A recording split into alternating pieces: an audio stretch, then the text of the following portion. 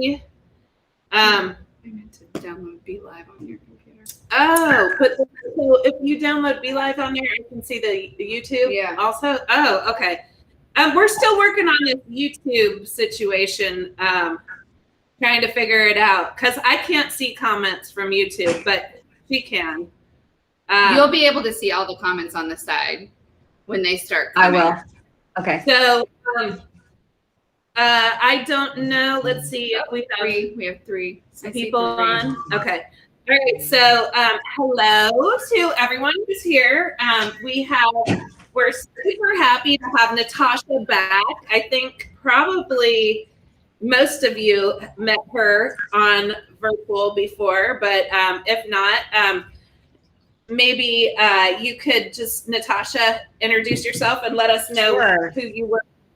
Yeah, for sure. This is our third tasting together, believe it or not. I work for Dreyfus Ashby. We are an international importer of fine wines. We are known by our expertise specifically in Burgundy, as we are owned by the Drouhin family of Maison Joseph Drouhin, and also Domaine Drouhin, Oregon, as well as Drouhin, Oregon Rose Rock wine. So 2 properties in Oregon, and then we have up to 90 labels that are produced by this family out of Burgundy specifically. So today I'm here to host you on an amazing journey of France. So we are not just going to talk about Burgundy, but we're also going to talk about Alsace, and we're going to talk about the Rhone Valley, and then we're going to dip into Burgundy.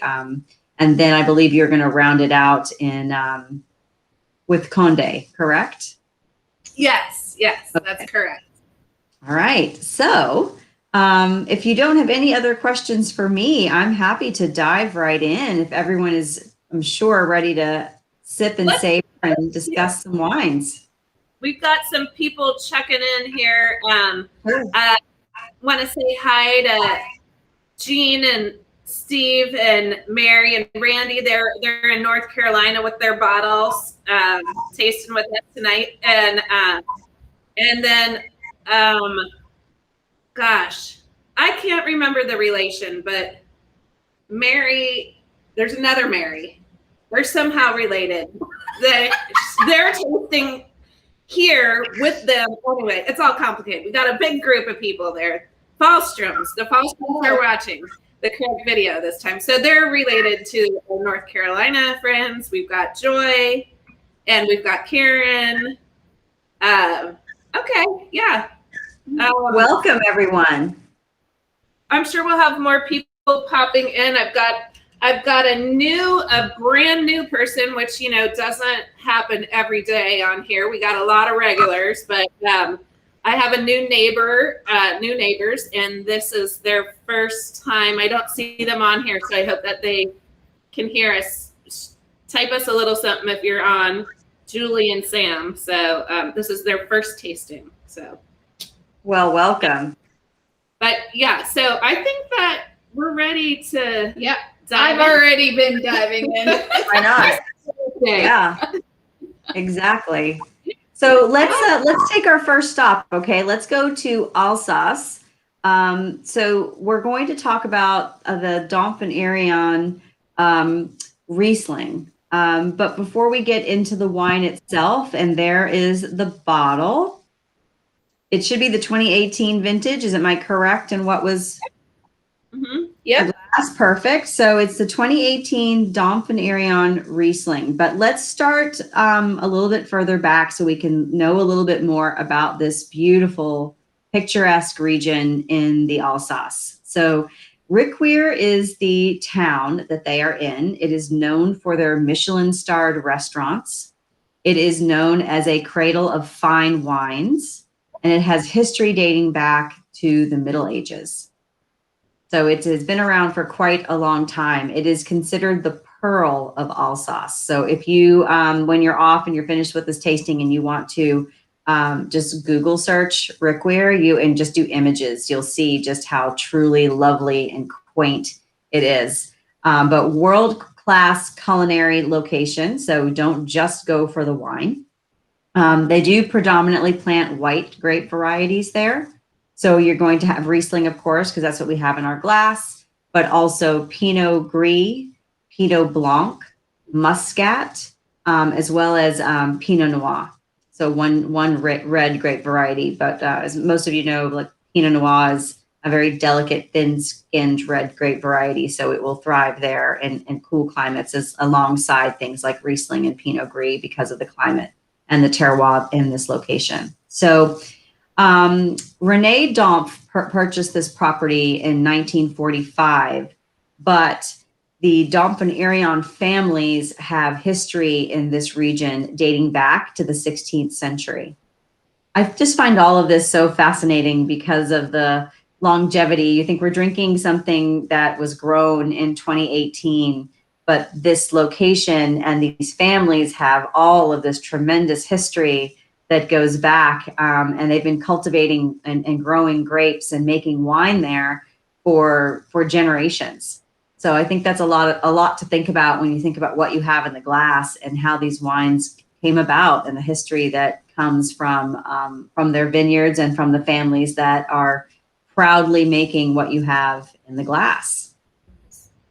This is fabulous. Yeah, Go ahead. This is so good. You know, mostly you think Riesling, you're like, oh, that's going to be,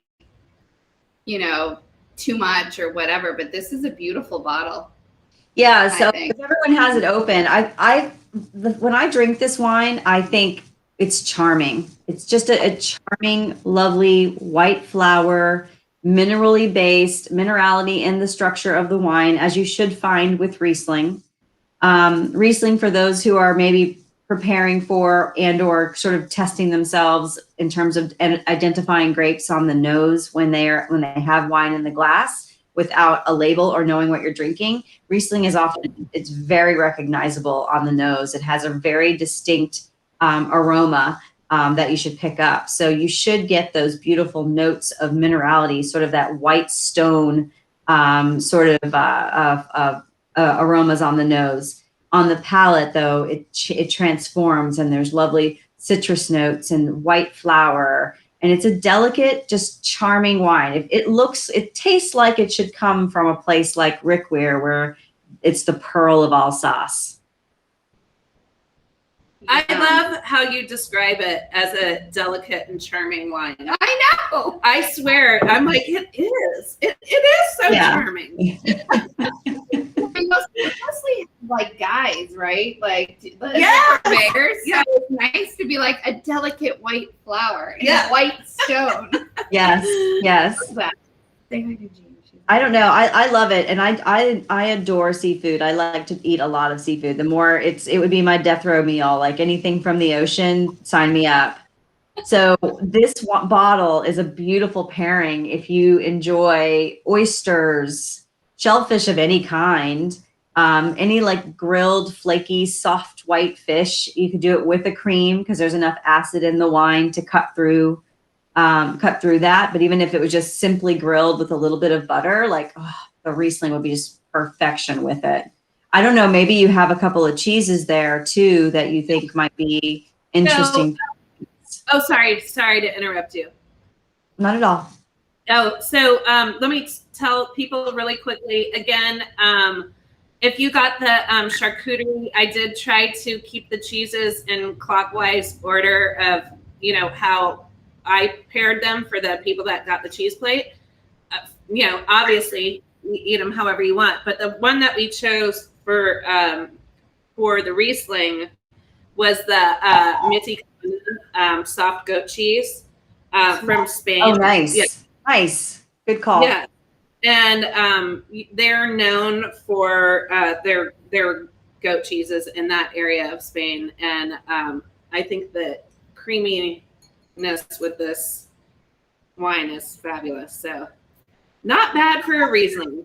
I like what I wanted to address some of the comments just in terms of sweetness and flavor profile. So here in the US, we identify Riesling as a sweet wine, far and away. You may notice that on a lot of a lot of Riesling bottles grown domestically, you'll see a chart on the back of the bottle that will give you a sweetness sort of gauge. Really sweet, off dry, you know, or bone dry, and up the scale it goes. So if you kind of have an idea of what you like, then that will help you identify the degree of sweetness, if you will. But historically, Riesling from the Alsace and from its birthplace in Germany, it was cultivated and grown, and the wines were bone dry. So they do make them all the way from, and I'm rusty on my German Riesling qualifications, but they're, you know, the Auslese, Trockenbeeren, Auslese. I know Trocken is dry, and dry, they would let it actually almost raisinate. So that would be your sweetest level. And it goes all the way down to, I should have reviewed this, Cabinet, I believe, Cabinet, Cuvee, Cabinet, Auslese. All of those are different levels of sweetness with German Rieslings. So if you know that you like them dry, not sweet, you're going to go to the other end of the spectrum. So here in the US, if you're drinking Riesling from Washington State, maybe to some degree an Oregon producer, New York State, you're going to get a lot of residual sweetness, sugar, RS, residual sugar in the wine. So I would, if you like this style of Riesling, then stick with Alsace. Talk to your professionals there and get Rieslings that are from Germany that are on the dry side. They really are charming, lovely wines, and they're beautiful for our Florida lifestyle, for, you know, sitting on the dock and sipping a wine, before, you know, having some oysters, and then maybe even just as an aperitif wine. They really are great for that. So they're fresh and lively, and this 18 vintage is drinking really well. We could be drinking this on the boat. Oh yeah. I would have no complaints if you brought that. And it's Kelvin enclosure, so you don't have to worry about having a wine key on the boat. Yes, That's right. Bonus. yes, and it's okay. You don't have to be like exact with your facts. You know, we would never know if you like messed up. Like, Well, we're not Somebody I'm Googling. I was doing right now. I was honest. Like I'm rusty on German, my German, like the degrees of sweetness. It's been a long time since I've sold like a German portfolio, but I do recall that, you know, I there's some beautiful Rieslings out there. My partner is Weinbo, as my distribution partner, and they represent the Dr. Lawson wines, and those Rieslings are gorgeous, and there are all different degrees of sweetness. So if you ever wanted to kind of go down the Riesling rabbit hole and see what the real deal is, that's a great producer, and you can get those from Brandon at Weinbo. We have 2 of those here, and we're actually going to have one of those on Saturday. We have an event at the shop on Saturday, so Great. One of those. Is somebody else coming in on Facebook Live or YouTube with you? Is it on Saturday? Yeah. Yeah, Brandon's going to come in person. Okay. Oh, great. And so we'll be doing, I believe we're doing the Blue Slate, Dr. Lawson. Yeah. Yeah, the wines are lovely. They're great. Okay. Looking at Mary's comment, she's like, now I want to eat oysters. That's exactly how I feel when I have this wine. So, Natasha, I just want to let you know, I can't see the comments that are coming from YouTube, and I do know that Jean is on YouTube for one. So, hi, Jean. And she's with the group. Her husband's on here. I can see him. But if you see some comments from Jean, I can't see them. So, okay. Just FYI. Yeah, they have a little red circle above them. Hey, North Carolina, it's chilly and it's rainy there. For wine drinking. I saw the little red dot, so I'll know where they're coming from versus the Okay. Facebook. Good. Yeah. Yes, Steve. I think we're gonna do a live tasting from the boatyard. I think that's in the cards. It's on. It's outside, and it's you know. We'll have to get good wines for sure. Wines, yeah. So should we leave Alsace and take a little trip to the Rhone? I love Alsace. Thank you for the tour. Yes. Yeah, let's go on down and have a look at what's going on in the Rhone Valley now. So in September, we tasted the Domaine de la Solitude Cote de Rhone Rouge, which a lot of you were with us for that, so you'll remember. So this is the sister of that wine. So this is the Solitude Cote de Rhone Blanc. So I'll give you a little history there too, so we can sort of just remember the wine and the place before we talk about the details of the wine. And many of you are probably just transitioning from your Riesling and moving into your Cote de Rhone Blanc. So we'll wait till everyone's sort of together, and then we'll talk about the flavor profiles. But so Solitude was established as a domain in the Rhone in the 17th century, originally from the Barberini family, they're from Rome. And it was fitting because, you know, in the Cote de Rhone, and specifically in the Châteauneuf area, the Chateau of the Pope, Châteauneuf du Pape, they actually have one pope as a descendant of the Barberinis, and then 2 cardinals in the family as well. Now, the family that owns the property now are descendants of the Barberinis. They are the Lancôme family, or Lançon family, as they say. So Florent Lançon is the current proprietor there. He is a young man, just took over, I shouldn't say just, it's been several years, from his father and his uncle. They have now passed it on to him. He's highly intelligent, very intuitive, wonderful in terms of knowing what his grapes and vines need. The age of vines in his vineyard are, some of them, the youngest are 25 years of age. The younger vines are 25 years of age. So he has a beautiful greenhouse. He's shifted everything to 100% green practices. So solar powered, wind powered, you know, all the bells and whistles. So he's young, he's innovative, and he takes a lot of pride in what they're doing. So you may not recognize this bottling because your label on the 2019, it switched back to a more traditional label. So if we were tasting the Châteauneuf du Pape alongside it, you'd see that they looked like a family. The previous vintage on the Blanc and Rouge of the Cote de Rhone looked very modern. It had modern font. Oh, that's great. So if you'll go back to the other side, yep, keep going. Perfect. So you see that red cap? That's an ode to cardinals in the family. And then the top piece is the Pope's cap. And then I think those are bumblebees, and that's part of the Lançon family crest. So it all has meaning for them on the label. So that's it's a throwback label to older, more traditional font, but it looks, I thought it was a wonderful decision to make, to go back to something a bit more traditional on the wine. That really confused me because I did have the old label, and then that came, and I'm like, that's not the same wine. What's happening?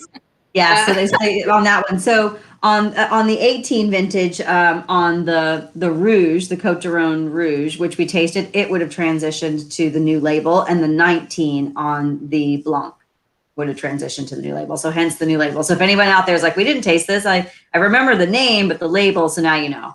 It's just a new throwback label, so it lines up better with the Châteauneuf du Pape wines.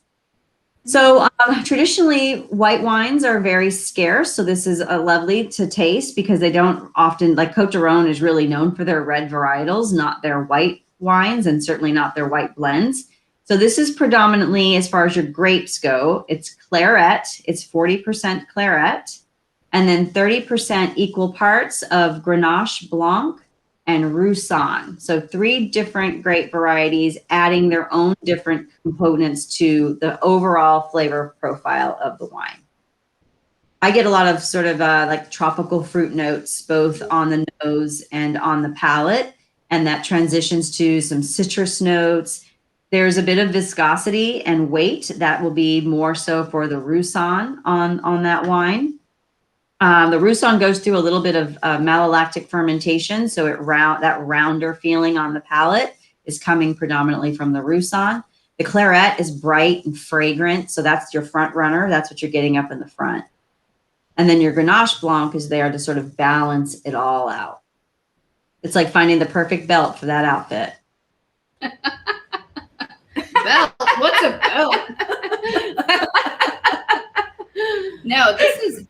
I will say this is very different. Like, it feels a little more complex than some of the wines that we, you know, often we go for the white wines that are super crisp and like, you know, sit by the pool wine. Yeah. It's just, you know, so I like this because it does, there's a lot more going on, but it's not overwhelming.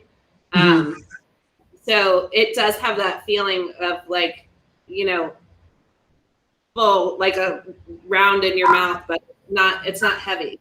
No. Yeah, so it very little of it sees oak maturation. In fact, the claret stays in tank. And then the other two, the Grenache Blanc and the Roussanne, they see a small amount of oak maturation, and then they blend at the end so that there's a nice component there. It's still bright and fresh, but it has just a little bit of oak to add some complexity without weighing the wine down on your palate. So I just want to mention the cheese that I paired with this,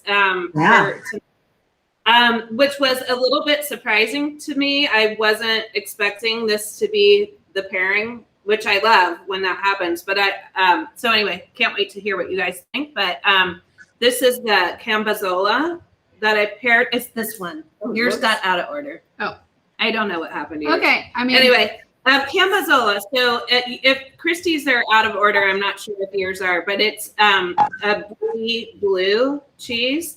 So it looks like a little bit of blue in there. So it's very creamy. It's super mild. The blue is very mild. So that's the cheese. So if you're looking on your charcuterie, hers is out of order for some reason. So it looks more like a brie with a little bit of blue in there. Ooh, yummy. Mary's is in order. Okay, good. It's fine. At least you're here to tell me. Yeah. No, that's a really nice pairing, Kate. I think she paired these this morning, didn't you? At like 10 a.m. Yeah. She had a fresh palate. Yeah, I was thinking about doing it last night, but then, you know, I had already had some wine and I'm like, well, best time to taste. Best time to taste is in the morning. Your palate's nice and fresh. That was how I started my day. She texted me. She's like, homeschooling. I'm the worst homeschooling teacher ever, is and what I said. I'm like, well, I'm at home tasting wine and cheese. That's sorry for you. Yeah. No, this is and I'd love to hear some comments on the cheese if anybody's digging it. Yeah, that the sharpness is really, it's not too sharp. It's like the right amount of creamy and sharp. Yeah, I think that, you know, a lot of people are kind of weary of blue cheese. Several of my customers or clients here, but I think most of them like this when I've done it before because it's very mild and just kind of that creaminess of the brie just cuts the sharpness of the blue cheese. So I like a blue. Oh, a recommendation for jam. That would have been a good one with the jam. Oh, yes. I will let you know when to use the jam, Mary. Yes, I will. Oh, Mary didn't get the pairing sheet. I'm sorry about that. That's why, yeah. So the jam comes with the last wine. So yeah, I don't normally do that with the cheese plate. Normally it's just the cheese, but you had to. I had to because it was so good. I was like, okay, yeah. So Sydney's wine was gone before she realized she was tasting the wrong cheese. She loves the cheese and the cherry peppers. Okay. Oh. Okay. These? The cherry. I put little Peruvian cherry peppers. Oh, yeah. So what would you serve this with? Like, what would you like? You know, I think this is a good like la coq au vin dish, like wine. I think that it would be bright and fresh to pair with that. But I could also go with Pinot Noir with that dish. I drink this wine honestly, like this is a famous like Friday night, pull the cork and just sit out in the front yard with the ladies. Yeah. It's such an easy, bright, delicious wine to enjoy. It's usually our like prelude to something else wine because it's like the appetizer wine. I feel like it's just lovely and pretty and bright and feminine and just, I love it. And yeah. So as far as food goes, like this is another one. I could do this with a nice fish. Let me think about what I would pair. What kind of like if I do a sauce or not. Maybe just like white wine and butter kind of a sauce with that would be lovely.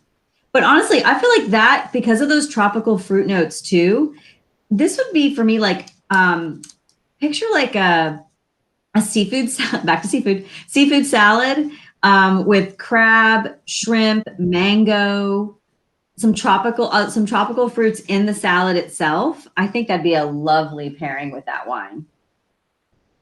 Well, I'm in. Always make ourselves really hungry during these wine tastings. I know. At some point, we're gonna have to like do the thing where we actually make some of the dishes. I know, but it's No, we have to wait for MJ. Oh yeah, MJ can do that. My sister, yeah. Yeah, we need to do like little bites. Well, when we can all get back together, like live and in person, and do like little bites, and then just do like pass small plates, and everyone gets you get like a bite or two of whatever it is, and that's the pairing. That'd be fun too. Like just on the list of things to do. Well, you've kind of done that before. We have done that a little bit. Like when my sister is the one, she's really good at baking and cooking and all that. So and she loves wine. So she when she's in town, she'll sometimes do like a specialty pairing, a food pairing for us. So I don't know where MJ is. MJ. She's in California. Oh yeah. Yes. All right. This is delicious. Yeah, it's lovely. Excellent. Very totally different from the first one. Equally impressive. Yeah. Jean said she's enjoying the Cote de Rhone, by the way. Oh yes. Yeah. Of course she is. There a wine she doesn't enjoy? Just kidding. Jean and I should be friends. Wait, is it cold? Did she say it was cold in North Carolina? She did. She said it's chilly, rainy, cold. Oh, okay. Good. Yeah. Good wine drink. So let's continue our journey. Yes. Yeah. Okay. So we're going to leave the Rhone and we're going to go to Burgundy. Arguably, for some, one of the most confusing wine growing regions to understand. So I'm going to, before I talk about the wine, I'm going to try to demystify that really quickly, if I can. So in Burgundy, you will see only bottles with slender shoulders, as opposed to Bordeaux, where you have those big masculine shoulders, okay? And in Burgundy, 9 times out of 10, it will only be 2 grapes. It will either be Pinot Noir if it's red, or it will be Chardonnay if it's white. It is the trick for the consumer to know the villages that they enjoy, because that is how the wine will be labeled. It will only have the name of the village on the bottle, okay? The tricky part with Burgundy is understanding that there is one exception. Well, beyond taste, you have to taste a lot of wine in Burgundy to figure out which villages you like, because all the villages have different flavor profiles. So that can be a trick. But there's one exception to the Pinot Noir and the Chardonnay rule, and that's if you are in a region in Burgundy called Beaujolais. And what we're drinking on the third wine is a Cru Beaujolais. The village is called Brouilly, so that's what would be on the label. If you want to show them the bottle, that'll help sort of bring it home.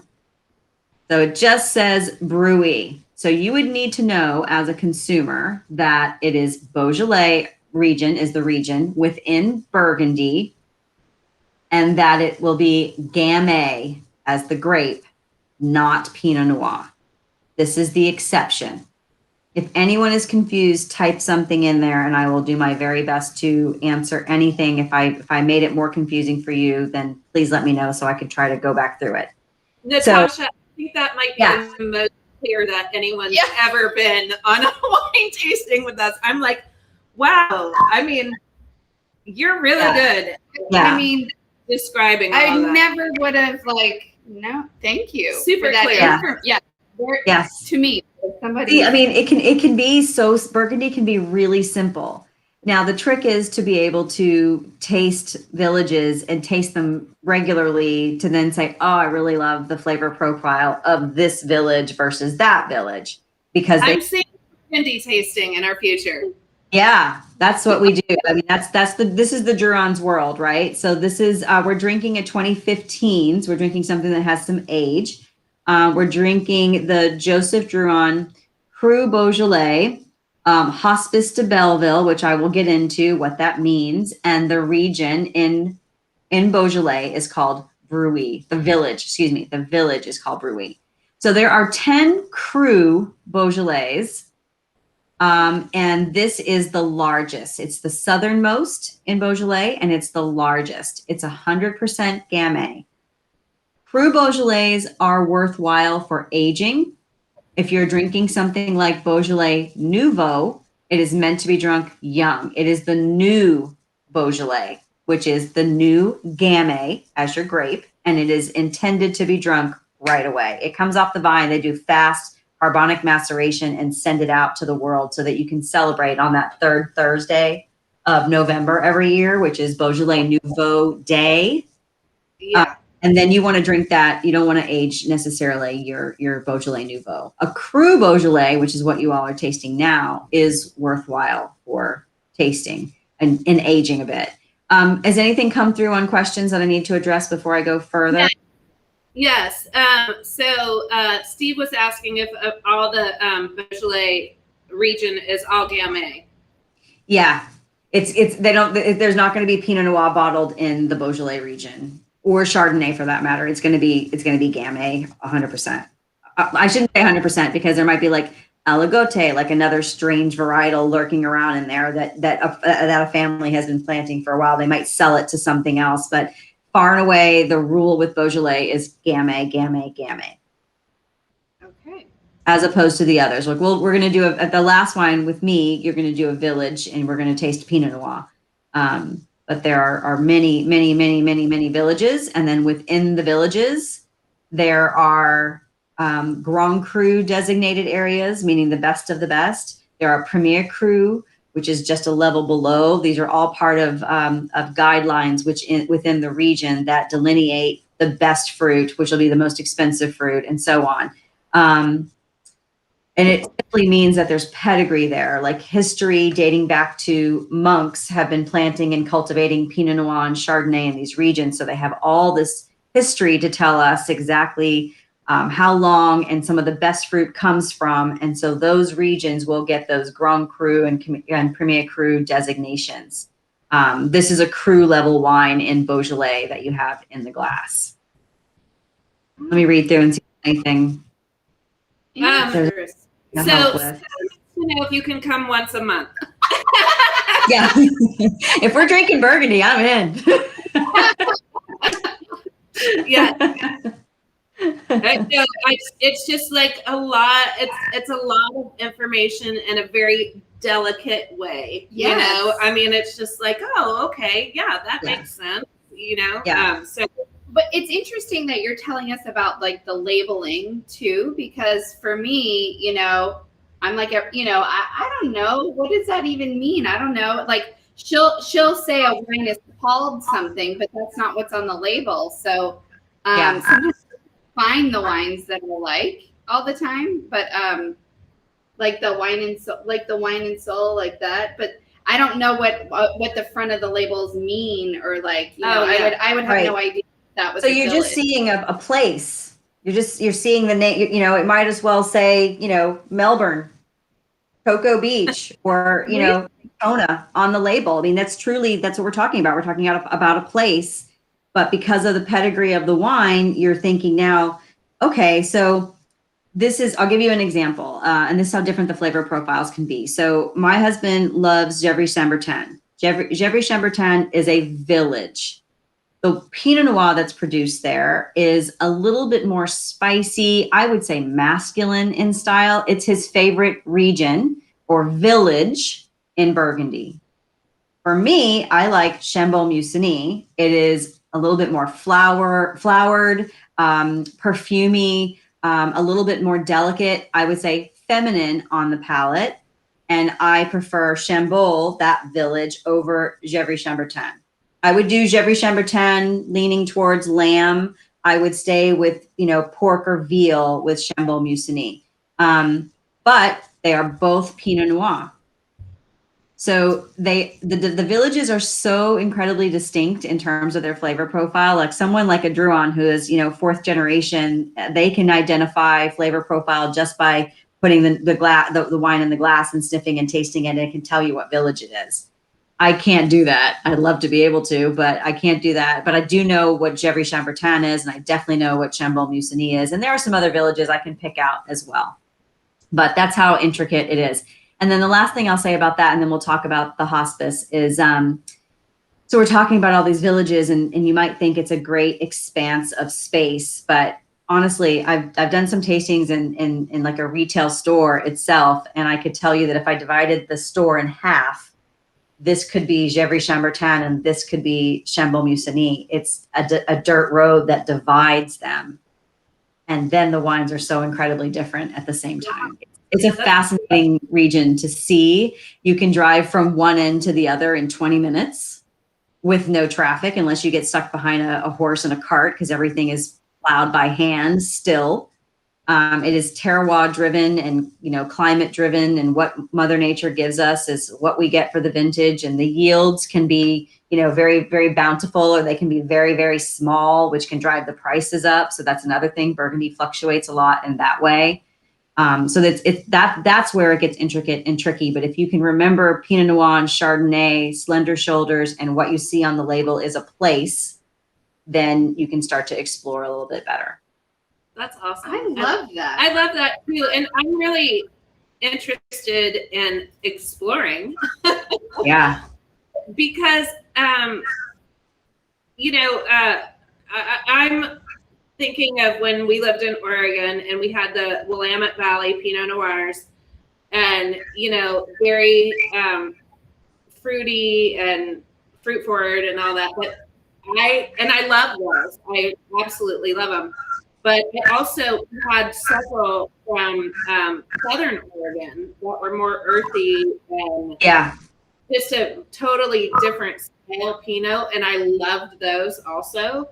Mm-hmm. I mean, but they almost didn't even seem like the same grape, So it's just different. Yeah. I would like to try your village and your husband's village, because I think I would like both of them. You would. Yeah. I think I enjoy them both. I just lean more the Chambol way, where he always is like, it's Gevrey all the way for him. Like that's his very most favorite. So yeah, I think I'm with Steve. We should do a field trip with Natasha. That's yes. Let's go. I'm ready, y'all. I am ready to travel. I am ready to travel. My wings have been clipped for, over a year or about a year now, coming right on it. So I'm definitely ridiculous. I think we forgot the cheese. We got so carried away with the villages. Yeah. And I have a little bit, I've got to tell you the story about this wine, because you're going to dig it. It's a very cool thing. Go ahead and tell them, because I know everyone's in the mix of tasting and trying the cheese. Yeah. Go all in, and then I'll wrap up with a quick story about the wine itself. Blurb about the cheese, nothing big. It's the La Bonne Vie is the producer of the cheese. It's this one. It's Chante, which is what we've talked about as what Boursin tried to be. So this is a garlic and herb cheese spread, which is much more delicate and beautiful than the Boursin. I mean, the Boursin is a little thicker. This is light and creamy. Super light. Yeah. It goes fast. My husband smears it on everything. Mary, that's the Chante. It's yummy. And the peppers are good with the cheese too. That sounds good. Yeah, the little red peppers with the Chante would be delicious. Okay, so tell us your story. I have cheese envy. All right, so let me tell you a fun story about this wine itself, because it's interesting. So I mentioned before that Dreyfus Ashby is owned by the Drouhin family, and the Drouhins are a fourth generation family in Burgundy. Maison Joseph Drouhin was established by their great grandfather in 1880.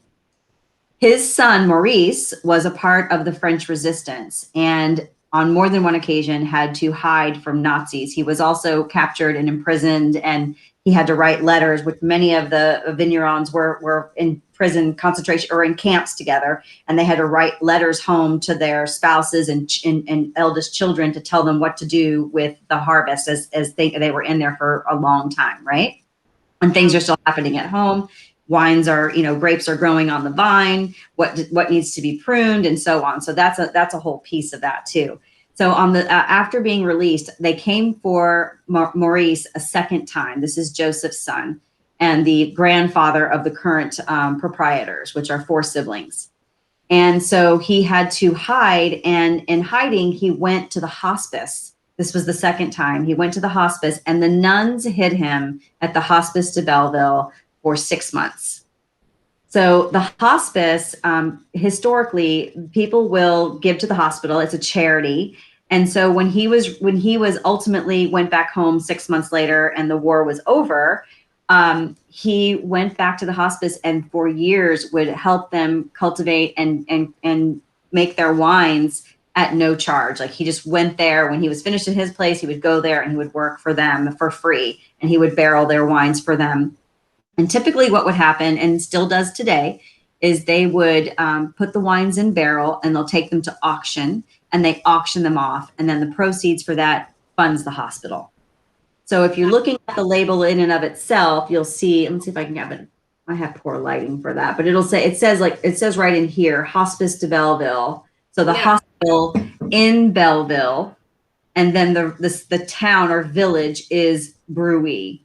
So that's what you see there. So in 2014, the grandchildren or the great-grandchildren, the grandchildren of Maurice went back to the hospital and are again working and cultivating their wines at no charge, putting them into barrels, sending them to auction, and the proceeds go back into the hospital. So that's what you have. This is what they're bottling for themselves, but that's what they do at the hospital for them. So it's really come full circle. It's a very fascinating story, and I love sharing, especially that.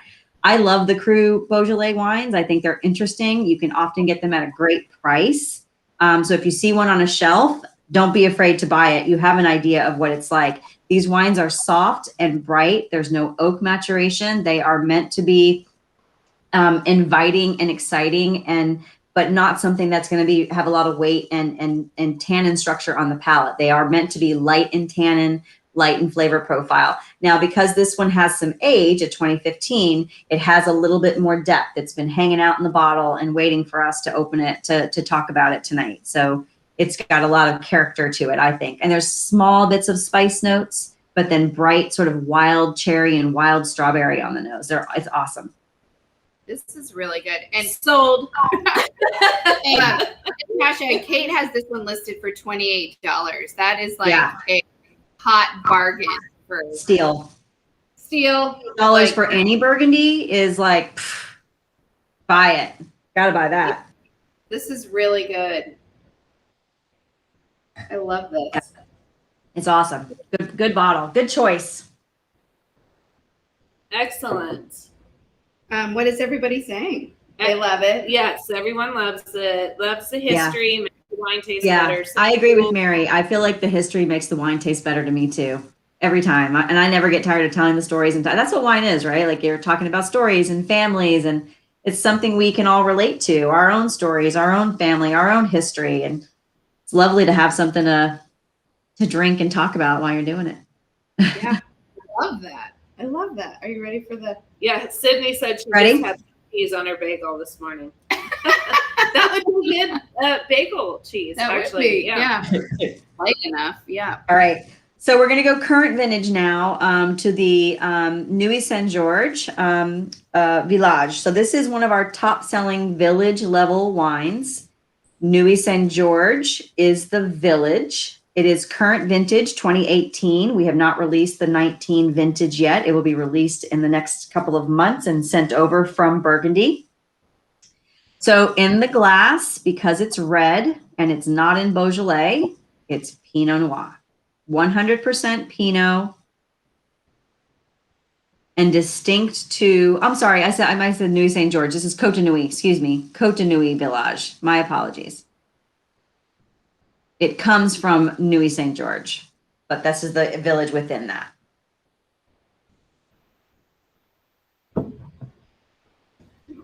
So this family, the 4 siblings I mentioned that now run the company, 1 sister, 3 brothers, and the eldest brother is the viticulturalist. So he is the man in the vines, has been since he was a child. He now looks over everything. He converted everything for them into biodynamic on the properties that they own. They also purchase fruit, but they are one of the larger owners, proprietors, not just a negociant, meaning they're buying fruit and producing wine, but they're also proprietors. So they're in the top 3 families in terms of ownership of land. It's very difficult to buy land because everything gets transferred from generation to generation to generation there. Not like here in the US where like, oh, the family's going to move on and sell. It might get sold to a corporation or something like that, may not get passed down. Unlike in Burgundy, where things just get passed from generation to generation. So their father, Robert, started purchasing property in the 1960s and bought majority in Chablis. When I say they own a lot, they own, what they own is predominantly Grand Cru and Premier Cru wines, whereas they work as negociants in the village level wines. So Philippe, the eldest, is viticulturalist. The next oldest is Veronique Drouhin, and she's the only daughter, and she is the winemaker. So she is guardian of what is called the Drouhin style: elegance, finesse, balance, respect for nature. What Mother Nature produces is what's in the glass. And she protects and guards that style. She makes not only all of the wine in Burgundy, but also at the 2 properties in Oregon. I mentioned Domaine Drouhin, Oregon, which was established in '87, and Drouhin, Oregon Rose Rock, which they purchased in 2013. That vineyard, the Rose Rock Vineyard, is in Eola Amity in Oregon, and the original property they purchased in Dundee, right near the Irion vineyard, which is the original plantings for Pinot Noir here in the United States. They became friends with the Iries, and they were friends with, a lot of the founding fathers there in Oregon. And Veronique has made every vintage since they purchased the property. I think the first vintage was in '88. The other 2 siblings, just to round that out, other two brothers. The 3rd eldest is Laurent Drouhin, and he's the only one that lives domestically. He works alongside me at Dreyfus Ashby, basically representing his family's wines, but then he's also one of our proprietors at Dreyfus.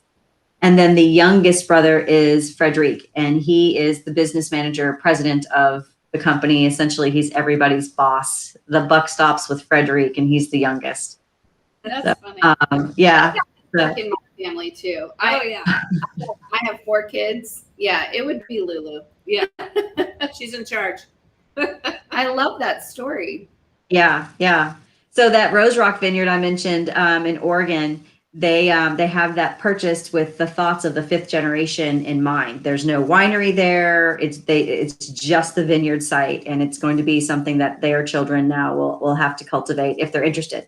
The eldest is already involved in the winery, and with her mother, Veronique. So it's interesting to see the next generation coming up now and seeing what they're going to do with something that was created in 1880 by what is their great grandfather.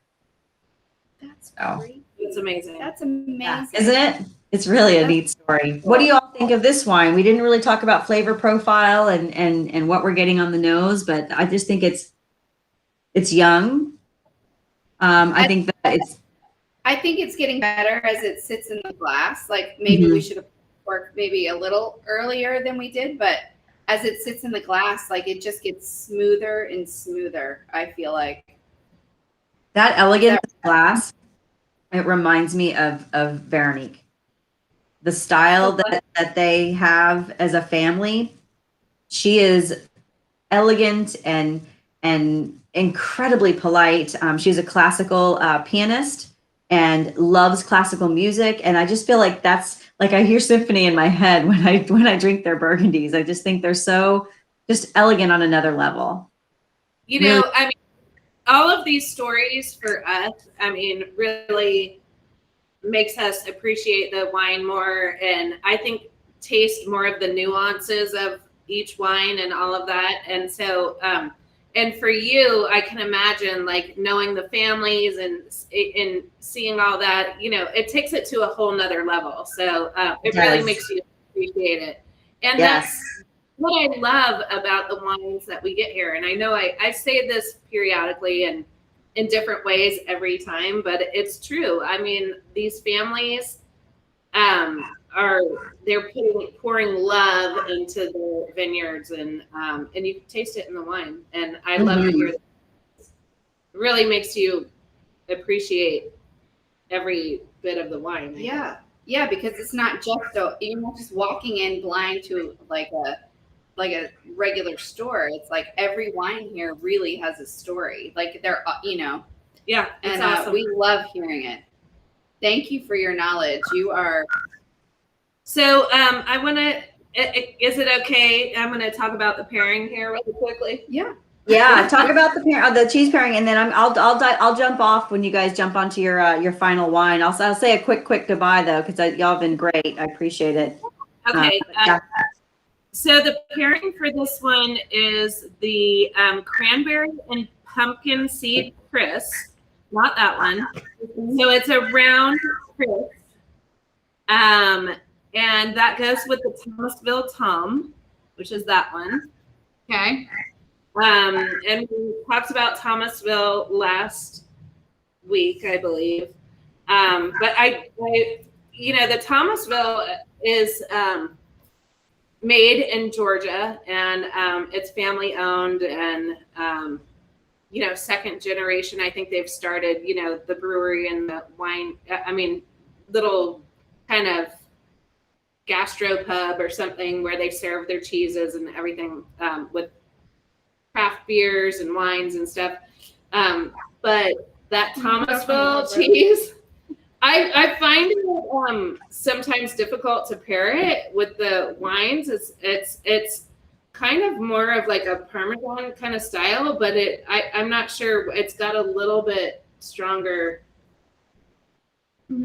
aroma or something. But with the cranberry and pumpkin crisp, it's got a little bit of dried fruit in it. Like I'm not sure if it's cranberry or cherry or what, but that. I bet that's playing nicely with Pinot. That's nice. Yeah. That's a nice so kind of a little bit of a subtle cheese, but with the fruit, the dried fruit and the cranberry and pumpkin, I thought it was nice. Oh gosh, look what Sydney said. Your family sold out together? What? Oh. No wonder you like wine so much, Sydney. That's amazing. Their blood. That is so cool. Yeah, that's a really good pairing. You did good. Oh, thanks. So, so I don't know. People don't know right now that Natasha is going to sign off before we do our last wine. We'll talk about that, but anyway, we had a little mix-up. Anyway, that's okay. Well, yeah, I don't know I don't know anything about it. It's not in our portfolio anymore. But if I would, you know, I'm sure you're going to kill it. It's going to be fine, and it's going to taste great. Yes. So we'll talk about it. Natasha's going to say goodbye. Yeah. Listen, thank you guys. But go ahead. Whatever you want. I was just going to say thanks. I just, you all are very hospitable every time. This is our third tasting together. I enjoy it. And I'll look forward to seeing you guys again. We'll do a little Burgundy tasting, and then I'll come over and we can, ideally by the end of the year, we can do this in person. Oh my gosh. That would be fabulous. amazing. Yes. We're going to make it happen. No, the Burgundy tasting. Now I have to do that. Like, I know. I have to see what village I am. I know. Yeah, exactly. Which one do you identify with? Yeah. Y'all enjoy it. Have a wonderful time. Rest of the evening. Thank you again for having me. Oh, and do you see Thank the you so comments? much. They're all saying thank you. Thank you. Yeah, I appreciate you all very much. It's been really fun. See you again soon. So we will talk soon. Thank you. Thank you, Natasha. Bye. Everyone hang on a sec. Hang on, people. Okay, so is Natasha signed off? Yes. Okay, wow, she's amazing. She's amazing. I want to drink these wines just because she talked about them. I know, and she's so soothing and just clear and eloquent. I mean, I think it's so funny because she's, well, we've had one other purveyor that's female. Yes, but she just awesome describes, I mean, the wine is just a totally different description. Yeah. So anyway. Yeah, it's funny. So anyway, so we're still here. And we have one more wine. We have one more wine. Yeah, Mary Falstrom says, now it's just us kids. Yeah, that's sometimes it's just us. You know, sometimes that happens. But this was part of their portfolio at some point, this wine. But Natasha doesn't know anything about it because it's been in the portfolio for too long or something. Well, or they had so much in stock or something. No, it was anyway. There was a little mix-up. So it was listed as one of their wines, but it's not. So anyway, so that's fine. We're gonna go ahead. We're gonna drink it ourselves, and this is my first time tasting it. But Brandon was, very helpful and sent me some info, and we're gonna step down in the knowledge and the presentation a little bit. Yeah, we don't know anything about white flowers or white stone or, Anyway, but delicacy. I'm going to tell you what Brandon sent me about this wine. And we trust Brandon. And I'm super excited about it. So this is a wine that there we go. There we go. So this wine is from Spain. What is Mary saying? It's okay. We have had a lot to drink now. That's what I said. I'm like, oh, it's wine number 5. Nobody's even gonna notice. Yeah. Fine. Okay, but I loved what she was saying about the families and especially we here in the United States when we have wines in California and Oregon and all of that, they don't go back that far. Mm-hmm. I mean, sometimes they're a couple generations or whatever, and that's beautiful and awesome. And we do have some great wines from there, but it's really interesting, these ones from France and Spain and Italy and stuff, where they go way back, and they like the one that has the cardinal and two cardinals and a Pope's hat. Yeah. So it's just very interesting. You almost feel like you can channel that vineyard almost when you hear about it. Yeah. I love it. So I really, really wish that she was here to tell you about this wine, because I feel like it is right along those lines, and it's got a really fabulous history, which I just read about shortly before our wine tasting. So, but I'm going to share with you about this vineyard. So this is the Marquis de Vargas family wines. And they're located in 3 different regions of Spain. And they produce limited editions of exclusive high-end wines made from grapes harvested in their own vineyards. But the great thing about them is if you mention their name, it's referring to a dynasty of 4 generations devoted to the production and commercialization of outstanding wines. So in 1840, Don Felipe de la Mata, 8th Marquis of Vargas, decided to plant the first grapevines at the Hacienda Prado de la Gar. Anyway, in 1840, the first grapes were planted at this vineyard. So since then, 4 generations of this family lineage have cultivated the vineyards on this estate. So there's counts and all kinds of, very important people that are part of the winemaking at this this vineyard. So and moving on. This wine, these vineyards have been matured for 16 to 31 years. So the grapes are on the vine for that long. So I think that it has to be 50 years for it to be an old vine. Oh. But the wine is, it is aged in French oak barrels, and it's clean and bright. It's very earthy on the nose, right? Earthy, So grassy. I Smell it. haven't. I mean, let's smell it together. Smell it together. I would say it's very earthy, a little musty. Yeah.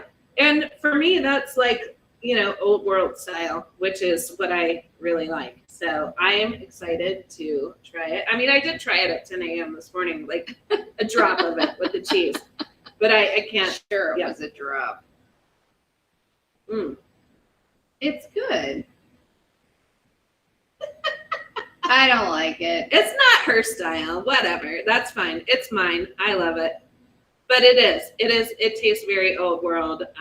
It's not that fresh, bright, kind of crisp, clean, But this would be good, like I feel like one of those heavier meat meals, like your maybe. Yeah. I mean, that's fine, but I don't feel like it's that heavy. I just feel like it's very like earthy, it's very earthy. So I don't think that you have to go like heavy meat. For me, I don't have to do that. Like, I mean, what did you pair this one with? Because I ate this cheese before. This is the time where you get to do the jam. Oh, this is the wafer, the wafer cracker. I have a wafer. Okay. We'll just use that. Yeah, I got it. Okay, with the strawberry rhubarb jam. Okay, here we go. And the karst cheese. Oh, I love the karst. The karst is a Gruyere, but it's it tastes more like a cheddar, I think, and it does have the crystals in it, and the crystals are key. Yeah, so to put a little bit of jam and then the karst on top with jam on. I don't know. Oh my God, so good.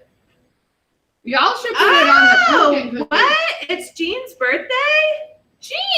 What? Nobody told us it was Jean's birthday. How's it your birthday and we didn't know? I feel like we're family. I know. How did we not know that? How did we not? Well, cheers to Jean. Yes. Cheers, Jean. Hope you're having fun in North Kakalaki. I don't know what happened, but anyway, it's all good. I'm sorry that I don't have like all the info on this, but I do love this wine. I think it's fabulous. I was excited, to have the Spanish wine thrown in there. And I am a earthy kind of gal. I like that. So Mary, usually what we do, like you're new here, but usually like there's a cake. Mary's not new. Oh, who's the new? Julie. Oh, Julie is the new one. Yeah. Julie is the new one. Yeah. I was just going to say there's a cake palette and there's a Christie palette, and this is definitely. Yeah, this is a cake. Definitely a cake. Yeah. So eventually we'll put that on our little stickers in here. We're working on it. Somehow. Yeah, so Christy's whispering to me. So yes, we are having an event this weekend. I think all of you know anyway. A little Valentine's get together on Saturday from 2 to 6, but Brandon will be here from 3 to 5 pouring. We have a fabulous selection of wines. He's pouring 6 wines on Saturday, and I can't wait. We're going to pair them with some desserts, and we're going to have all kinds of raffles, and Pam Mornith will be here making jewelry, and everything's going to be on sale. It's going to be awesome. Like, I'm so excited. So everything is on sale. Yeah, so I hope you guys can come. I don't know if you traveling people will be back, but I hope you can make it. Well, and you have a new rosé. Can I show that bottle? Yeah, show it. It's so pretty. Oh, we have oh gosh, my computer's ringing. Yeah, bring it over. Oh, it's so pretty. Like hot pink. That's what you need for Valentine's Day. Oh, we've got so many good things for Valentine's Day. Yeah, it's gonna be awesome. This one is a sparkling rosé. Where is it from? Do you know? Yes. Is it Spain? Italian. Italian. Yeah. An Italian sparkling. I just thought the labeling was really cool. Had to show you people.